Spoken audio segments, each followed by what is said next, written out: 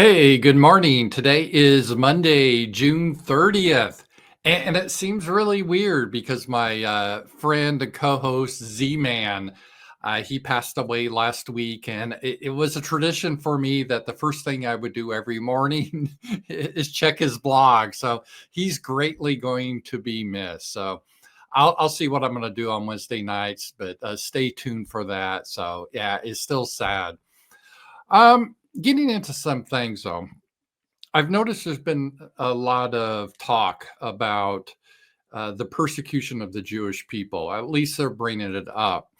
And for example, that mayor candidate supposedly is anti Jewish, but I never really saw anything that he said that was anti Jewish. I don't like the guy. The guy's a communist. That's a disaster. I wish people that advocated communism had to live under it, and because they're always trying to escape it. He has a lot of problems and he's anti-white, but I don't see him being anti-Jewish. He just has the issue of like, yeah, I don't know why you should have your ethno state. Isn't that like racial nationalism? After all, we say white nationalism is the most evil thing that you could imagine, a country for white people. Why do you get a country for just Jewish people or Jewish majority? That doesn't seem right. That's his position. And while I disagree with that, it's consistent. I support the right of Jewish people to have their country. I support that for everyone, including white people. Like Germany should be for the German people. It shouldn't be for Muslims or Turks. And so there's been a lot of protests also about Israel because of Jewish ethno state. Let's face it, there was a article, approximately 50,000 civilians have been killed in Gaza. It's been a slaughter. Nothing's been close. Even the war between Ukraine and Russia, there hasn't been that many civilian casualties. That's been going on for what, 4 years now. It's really crazy what's happening there. Killing aid workers and everything else. So I think people are protesting that, not Jewish people per se. I haven't seen much of that. I mean, there is some of that. Most of the people I know, they don't. I like Stephen Miller. I love him. I think he's the best guy in the administration of Trump. He's Jewish. I don't have a problem with him. But I have the problem of my tax dollars going to support Israel. I don't think my tax dollars should go to support any foreign country, but it is offensive sending it to a country that's engaging in, I consider war crimes, killing civilians. And it's not like I care about the Palestinian people. I don't, but I don't want my tax money to go to that. So I think that's where most people have the issue. But it's interesting because a lot of Jewish activists, it's the victimhood thing that kind of defines them, their whole history, going back to Moses and the Egyptians to the Romans and the Holocaust. They're always the victims, right? So if they do something or the government does something that's horrible, oh, but we're the victims. And so they're playing that card now. Oh, all the left, there's all this hate against Jewish people. And I'm like, I don't really see it. Maybe I'm missing it. I see a lot of hate against the Israeli government, but not against the Jewish people. I don't see people mad, let's say on the left, at Bernie Sanders. He's Jewish, but he doesn't support what Israel's doing. So it doesn't really add up. But this is a trope that comes out a lot. It's just like, oh, we're being attacked because we're Jewish. But this is ironic because as white people, we are constantly attacked because of being white. And it's just not because we don't have an ethno state. So it's not like our government. We are personally, we have in classes, we got to eliminate whiteness and white supremacy and everything that's bad has happened in history is because of white people. I mean, you guys all have seen it.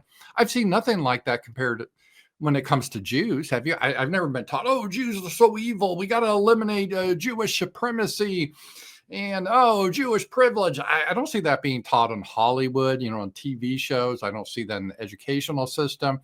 And Hollywood is heavily Jewish controlled. So that would be surprising. So, but white people, we get that. We get that so much. It's just become pervasive. We don't even notice it anymore because it's like the air that we breathe. It's everywhere around us. And we see this just in our entertainment options. And this was a big lead up to, I happened to watch a show on Netflix, and I get Netflix because it comes with my T-Mobile phone plan. It's just bundled in there. and I don't get regular TV. I don't have broadcast TV. I'm just on the internet. And so I was like, okay, I want to watch a show. And I like sometimes police shows like years ago, like Columbo and stuff. I like that type of stuff where you're trying to figure out who did it. And that appeals to me versus just explosion CGI movies. I get it if you're maybe 14 years old. It's like, oh, cool, man. Look at that explosion. Another explosion. Oh, another explosion. At my age, I find that boring. I like a plot, character development. And so I'm looking for something like that. But I'm trying to scan through. Okay, that looks like a black lesbian lead. Yeah, no. Oh, two homosexuals are a lead. No, I'm not. So I just go through everything, trying to find something that's not so much going to spit in my face, right? So I found the show. It looked interesting, and it actually was pretty good. It's Dept Q. It's a British crime thriller series, and they've just done one series so far. I think they're going to do multiple ones. And it's basically about the lead guy. That's why I watched it. He's a British guy, white, surprising anymore. And I don't think he's gay or trans. So I'm like, oh, okay, I think I could watch this show. Carl Mork is the character's name. And he plays the trope of kind of the burned out cop, real cynical, kind of acts like an asshole for the most of the time, but underneath that is a heart of gold. Yeah, okay, you get that. I mean, it's used a lot. That's kind of the trope he is, but he's real smart at figuring out complex things. And he was assigned as it created a department for him called Dept Q, which was in the basement of Scotland Yard, where they try to solve cold cases. So he's trying to solve the case of a missing person, which is I like it. I mean, it's kind of like the old Sherlock Holmes type of thing. So yeah, I'd like to watch this. And a lot of it took place in Scotland, my heritage. I like their accent. So it wasn't a bad show, but it's amazing. Even in this show, and this show wasn't as bad as again, like the lesbian people of color that are in wheelchairs. It's none of that. It wasn't so bad. But even just a normal show, they got to put all the propaganda in. It's like a checkbox. It's just hilarious because you think this is in Britain or Scotland. You see a couple of white guys, the police detectives, trying to solve issues, and you have other characters, but that's what you would think, right? Oh, no, they got to have the whole diversity checkbox here. And it's worse than the diversity checkbox. They also have to portray people in a certain way because of real world propaganda. And in this case, so you have Carl Mork, who's, like a troubled, conflicted guy. He's a lead. Okay, he's a white guy. So actually, he's a good character. That's the only reason I watch the show. And then his buddy that ends up to be his partner is a guy named Akram. And yeah, Akram in Britain. Well, yeah, it's guess it. Guess it. Yeah, it's a Muslim, a refugee from Syria.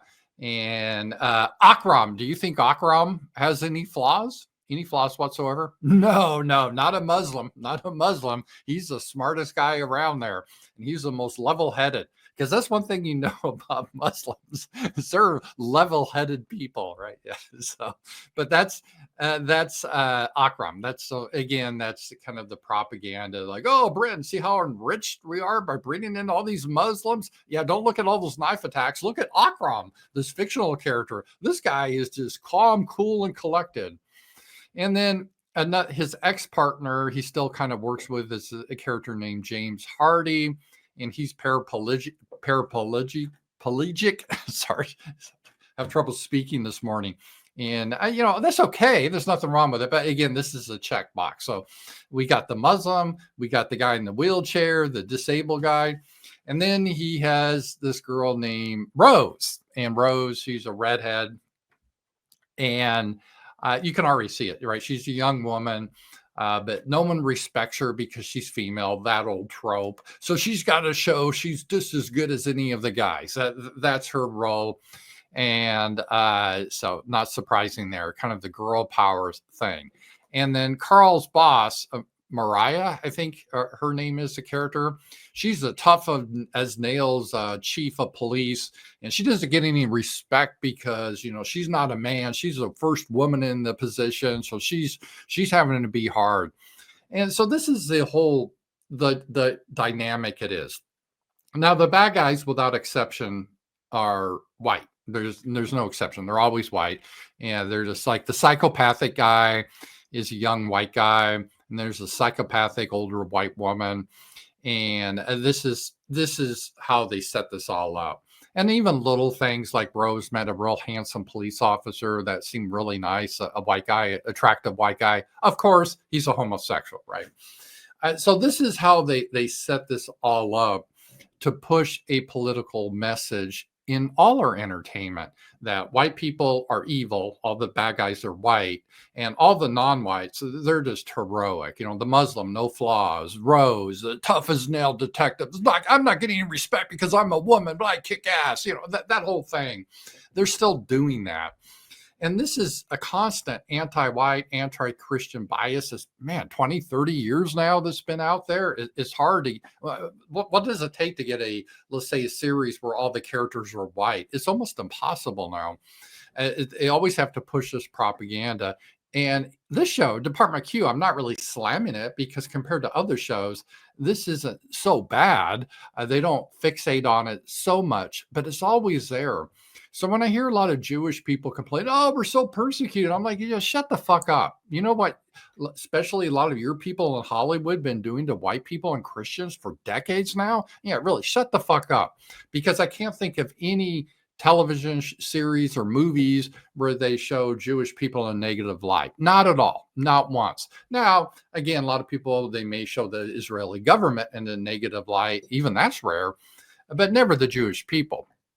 But white people and Christians were constantly being shown this. Our children watch this from the day they're born. White people are evil. All these non-whites are wonderful and smart and do everything perfect. And it's very corrosive. This is what we have to deal with. So I'm not really sympathetic with these protests against Israel and how a lot of these Jewish groups are crying, oh, the anti-Semitism. I'm like, yeah, go fuck off. When have you ever cared about anti-white behavior that we see all the time? Talk to you guys later.